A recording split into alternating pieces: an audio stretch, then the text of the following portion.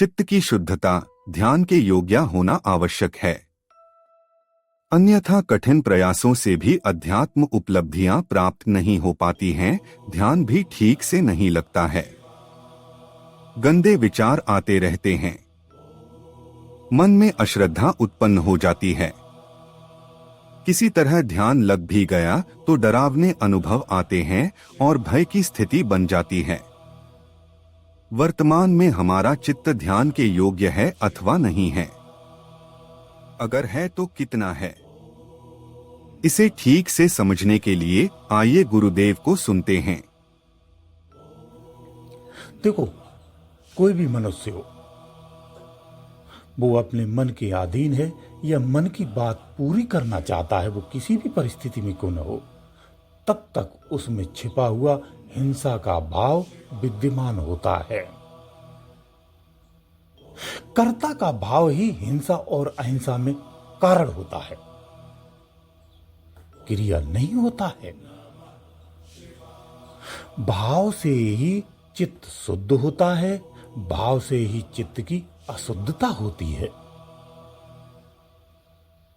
कोई भी साधक है, उस साधक को क्या करना चाहिए? वो जो कुछ भी अपने जीवन में करे, वो इस तरह से अपने आप को बदले। वो जो कुछ भी अपने जीवन में करे, दूसरों के हित की भावना से करे और अपने प्रभु की प्रसन्नता के लिए ही करे।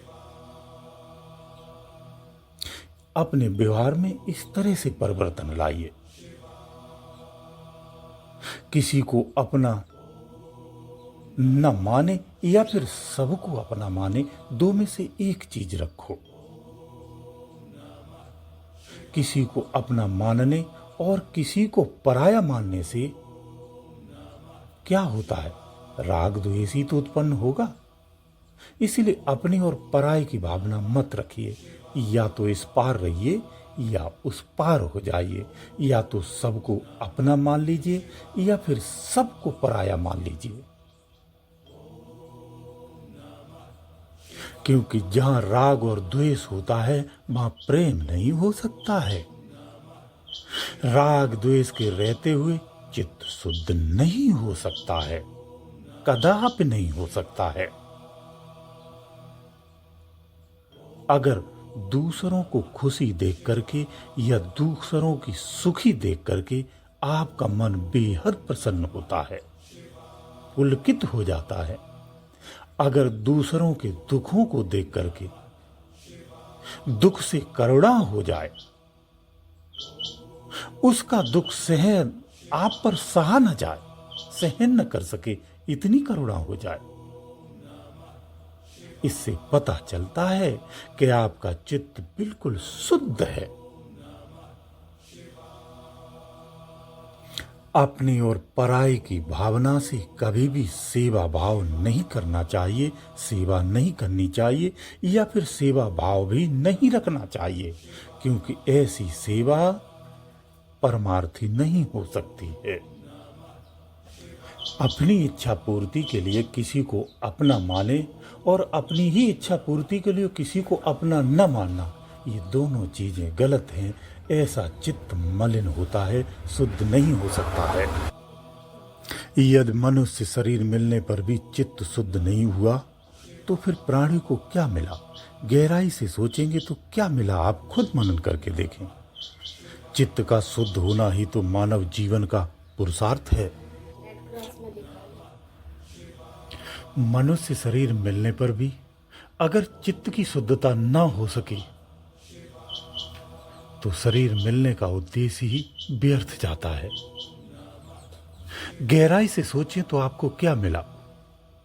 चित्त का शुद्ध होना ही तो मानव जीवन का पुरुषार्थ है, असली पुरुषार्थ है। प्यार का भेद रहते हुए चित्त शुद्ध नहीं हो सकता है। प्रीत का भेद मिटाते ही चित्त शुद्ध हो जाता है। प्रेम का भेद मिटा देना चाहिए। प्रेम में कोई भेद नहीं होना चाहिए। अपने पराये को ये भावना मिटा करके अपने प्यार को व्यापक बनाओ, सार्वजनिक बना दो। जो व्यापक प्रीत है, जो सार्वजनिक प्रीत है, वही पवित्र प्रीत है, वही प्रभु से प्रीत है। सीमित प्यार तो मोह है, इसके अतिरिक्त और कुछ हो ही नहीं सकता, जो चित्त को अशुद्ध करने वाला है। ऐसा प्रेम आपके चित्त में शुद्धता नहीं ला सकता है। जिसके मन में वस्तु का महत्व होता है, वे चीज के बिगड़ जाने पर शोक मनाते हैं। अपनी असावधानी का शोक नहीं मनाते हैं। वो उस समय विवेक से ये नहीं सोचते कि ये वस्तु जो है वो हमेशा एक जैसी नहीं रहती है, इसे खराब भी होना है।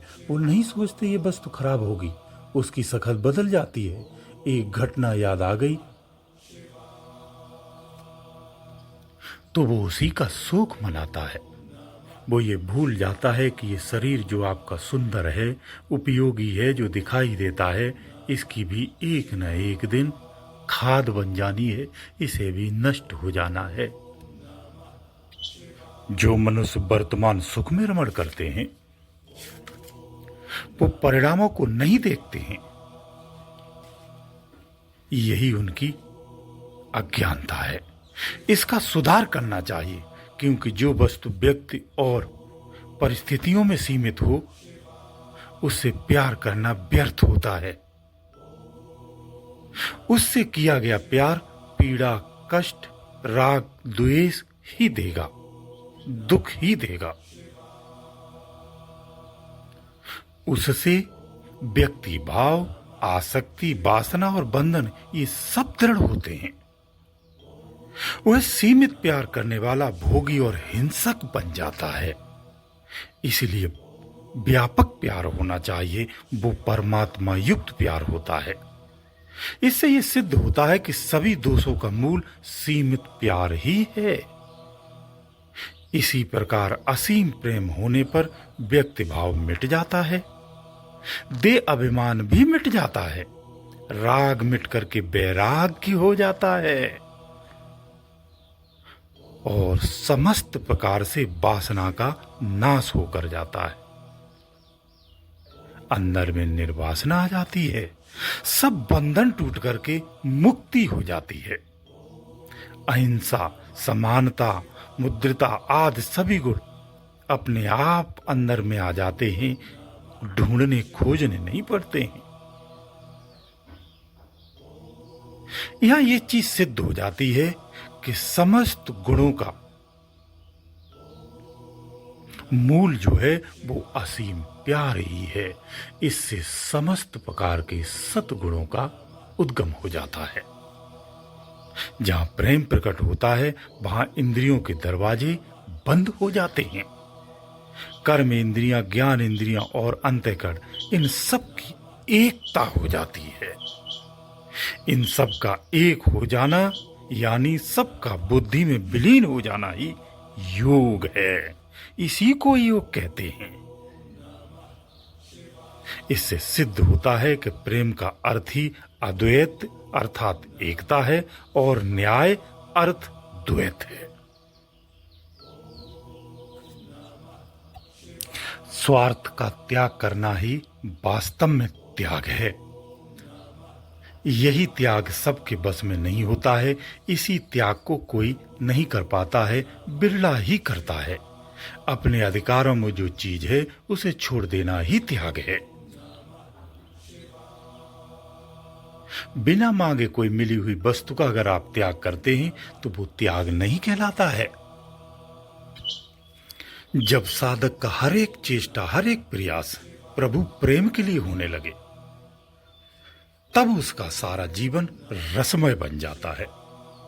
क्रिया भेद होना तो अनिवार्य है, क्योंकि क्रिया तो परिस्थिति और विधान के अनुसार होती है। विधान मान्यताओं के अनुसार होता है, परंतु कर्म भेद होने पर भी रस में भेद नहीं होता है। इसीलिए प्रेम किसी भी कर्म की अधीन नहीं होता है। वह किसी प्रकार की क्रिया में बंधा नहीं होता है। चित्त शुद्ध होने पर जो ऐसा प्रेम उत्पन्न होता है उसी को हम शुद्ध चित्त और शुद्ध